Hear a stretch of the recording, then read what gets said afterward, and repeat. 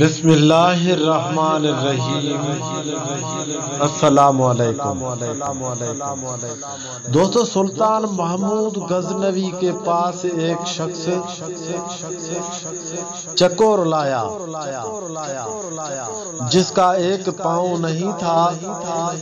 جب سلطان نے اس سے چکور کی قیمت پوچھی تو اس شخص نے اس کی قیمت بہت مہنگی بتائی۔ سلطان نے حیران ہو کر اس سے پوچھا کہ اس کا ایک پاؤں بھی نہیں ہے، پھر بھی اس کی قیمت اتنی زیادہ کیوں؟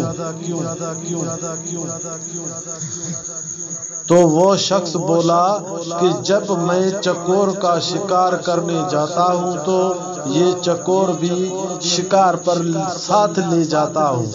وہاں جال کے ساتھ اسے باندھ لیتا ہوں تو یہ بہت عجیب سی آوازیں نکالتا ہے اور دوسروں چکوروں کو بلاتا ہے۔ اس کی آوازیں سن کر بہت سے چکور آ جاتے ہیں اور میں انہیں پکڑ لیتا ہوں۔